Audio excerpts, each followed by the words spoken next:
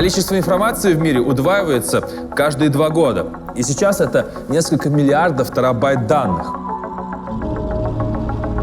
Искать что-то в таком информационном шуме — это то же самое, что пытаться расслышать шепот собеседника в разгар рок-концерта. Сегодня мир предлагает так много выбора, что нам не хватит и целой жизни, чтобы изучить все варианты. И мы бы давно утонули в этом океане, если бы не поиск. Как красиво завязать галстук, где купить приставку подешевле? Ответы на эти вопросы мы находим легко. Но что, если мы не можем сформулировать запрос в принципе? Или это долго, или сложно? Что, если у нас есть только картинка или образ? Например, как называется этот цветок? Или кусается ли такая ящерица? Что это за гаджет из прошлого? Как называется такая кофта? В таких случаях не обойтись без визуального поиска. И сейчас мы разберемся, что это такое, как работает и какие возможности открывает перед нами.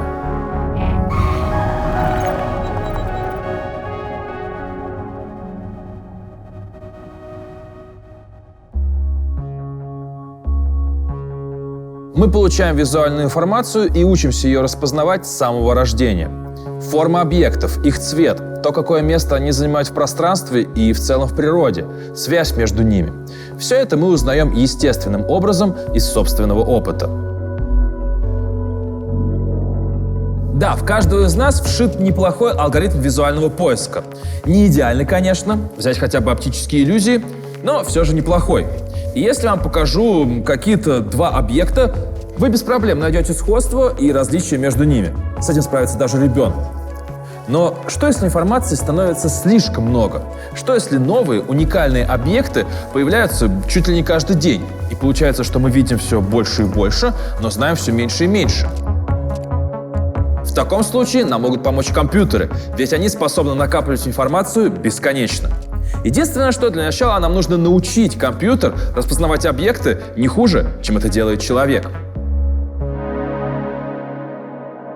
Этой задачей ученые и программисты занимаются чуть ли не с момента появления компьютеров. И начали они с геометрических фигур. Например, чтобы распознать треугольник, нужно выделить один из 2 его признаков. Либо количество вершин, либо количество сторон. И глядя на них, мы понимаем, что перед нами за геометрическая фигура.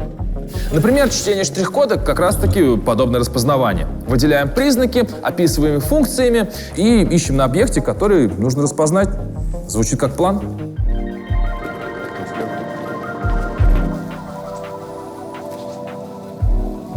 Когда мы распознаем какой-то объект и хотим отличить его от других, мы действительно выбираем такие признаки, по которым мы можем сравнивать их. Если у нас какой-то простой объект, например, треугольник, то там все просто. У нас есть 1, 2, 3 вершины. Между ними есть расстояние. Вот и все. У нас готова функция для того, чтобы находить точно такие же треугольники и отличать их от всего, чего вообще угодно. Все гораздо сложнее, если объект становится более сложным. Например, растение. У него есть большое количество признаков. И толщина ствола, наличие ствола, форма и число листьев. Если бы у него был цветок, то мы бы говорили про форму этого цветка. Мы можем набрать огромное количество таких признаков, по которым будем его опознавать. Но они будут такие подробные, что мы не сможем отличить этот цветок, когда он был еще слишком маленьким, у него не было этого ствола. Если же мы, наоборот, возьмем какие-то более общие признаки, то можем спутать его даже с чем-то, что цветком не является, например, с пышной прической. Так вот, найти такой баланс, чтобы у нас не было слишком подробного описания цветка, так чтобы мы не смогли распознать его в других состояниях, и оно не было бы слишком общим для того, чтобы мы путались с другими объектами, математически такую задачу решить очень сложно. Удалось ли с ней справиться? Давайте посмотрим. В новой версии поиска Яндекс обновилась и умная камера. Теперь она распознает объекты в режиме реального времени. И мало того, что она понимает, какой цветок сейчас перед ней, так она еще и предлагает сразу же варианты, где их можно приобрести. И неужели все это работает так, как мы описали? Неужели разработчикам удалось определить математические функции для всех клумб, для всех цветов, растений, букетов, да вообще для всего на свете, и научить определять эти функции на изображении за доли секунды? Звучит как-то сложновато, и все намного интереснее. То, что вы видите в работе умной камеры, это поиск картинкой. Он устроен принципиально иначе и максимально приближен к человеческому. Сейчас объясню. Представьте себе ситуацию, что вы купили щенка редкой породы, но теперь вам кажется, что заводчик как-то странно себя вел, и вы решаете все проверить. При этом вы ничего не понимаете в собаках, ну прям как я. Что тогда вы делаете? Вы берете энциклопедию собак и начинаете листать ее картинка за картинкой. И когда вы находите нужную, то тогда вам не нужно выделять никаких сложных математических признаков. Вы и так видите, что они похожи. Примерно так и работает умная камера Яндекса. Когда человек задает запрос изображения, мы находим все похожие картинки в интернете и анализируем текст, который находится рядом с ними. Это могут быть как какие-то энциклопедические статьи с описанием породы, ее признаками, так и просто пользовательские тексты, где человек делится впечатлением о своем выходном и говорит, что он завел нового питомца. И здесь ставится достаточно сложная задача для алгоритмов вычленить правильную информацию, нужную, и отделить неверную или ненужную информацию. Таким образом, мы формируем самую достоверную гипотезу, что же изображено на картинке, и показываем это пользователю. Окей, но как алгоритм понимает, что две картинки похожи? Ответ – нейросети. Это алгоритмы, которые по работе очень напоминают человеческий мозг, а как работает он, я объясню на примере зрения. Из входящих данных у нас есть большой поток волн отраженного или излучаемого света. Они попадают на сетчатку глаза и преобразуются в электрические импульсы. Каждый нейрон получает импульсы, обрабатывает их и передает дальше, возбуждая следующие нейроны или же ингибируя их, то есть сдерживая сигнал от передачи. Так у нас в голове включается целая нейронная сеть. И набор задействованных в ней нейронов, принадлежащих к разным отделам мозга, определяет нашу способность распознать конкретные образы.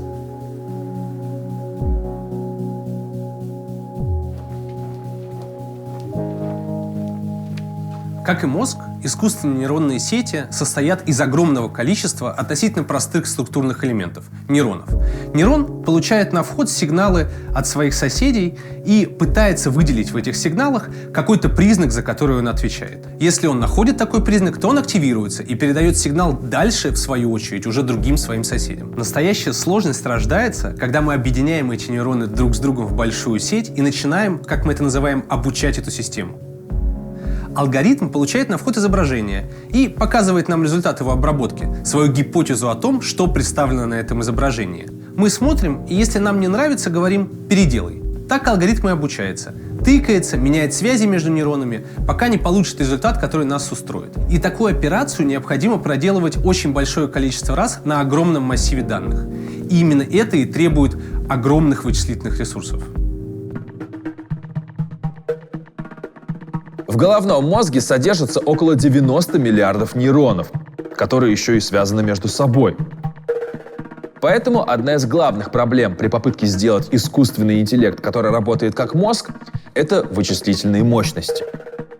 Так что, когда в середине 2010-х годов у нас появились особо мощные компьютеры, случился прорыв в этой области. Теперь достаточно приложения Яндекс, чтобы с помощью камеры в реальном времени распознать любой текст, перевести надпись с другого языка или выяснить, что за объект перед тобой и где его достать. А еще тут можно сделать скан документа или найти вещь по скрину, если вы увидели ее у кого-то классного. А если вы вдруг увидели какую-то штуку и понятия не имеете, что это такое, то, скорее всего, у нее же есть какой-то электронный след в интернете, и умная камера сможет ее распознать.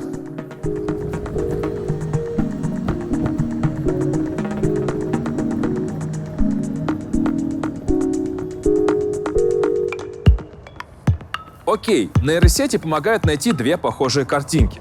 Но что если наоборот? Картинки нет, и нам нужно ее найти. По текстовому описанию. То, что раньше считалось поиском изображения, на самом деле было поиском текста. То есть, когда мы вбивали какой-то поисковый запрос, алгоритм начинал искать сайты с текстом, близким к запросу, и вытягивал оттуда картинки. Я сейчас, конечно, упрощенно объясняю, но смысл в том, что алгоритм не мог соотнести смысл запроса и смысл изображения. Ну, то есть, когда мы, например, искали хамелеона, то тогда алгоритм вообще не понимал, что на картинках, которые он выдает, именно хамелеон. И так было примерно до середины 2010-х годов. Сейчас эта задача решается на качественно другом уровне. Благодаря нейросетям мы можем сравнивать содержание картинки и содержание текстового запроса, например, хамелеон, и искать между ними связь. Когда мы говорим, что научили нейросеть сопоставлять изображение хамелеона и слово «хамелеон», вот что это значит. Представьте себе, что изображение хамелеона всего два каких-то характерных признака. Это означает, что мы можем поместить его в хорошо знакомое нам двумерное пространство. Мы могли бы поместить в то же самое пространство слово «хамелеон». И тогда бы оценка того, насколько слово «хамелеон» соответствует изображению, решалась бы просто через измерение расстояния между этими двумя точками. Мы строим такие пространства, показывая нейросети смыслово связанные пары изображений и текстов. Конечно, двухмерного пространства оказывается недостаточно для того, чтобы вместить в себя все возможные смыслы, которые могут присутствовать в изображении и тексте. И тогда на помощь нам приходят существенно большие пространства — 100, 200 и даже 1000-мерные. Нам сложновато себе визуально представить, как эти пространства устроены, но в них действуют очень похожие законы. А это означает, что мы можем все так же оценить, насколько изображение соответствует тексту, просто измерив расстояние между ними. И получается, что мы перевели очень непонятную и сложную задачу по сопоставлению пикселей изображения и букв в слове в очень понятную и вполне тривиальную, просто в измерении расстояния. И мы можем использовать такую технологию, чтобы искать изображения в интернете не только по тексту, который их окружает, но и по контенту изображения. И это очень круто. Количество информации в мире растет по экспоненте, но решения нужно принимать все быстрее и быстрее. И наш мозг, несмотря на 90 миллиардов нейронов, уже не справляется. Тут на помощь приходят технологии. Например, умная камера, с ней мы можем распознавать объекты в режиме реального времени, сразу же узнавать справочную информацию о них и узнавать, где их можно купить. Также мы можем сканировать чеки и переводить тексты тоже в реал-тайме. Все это экономит нам драгоценное время и снимает информационную нагрузку на наш мозг.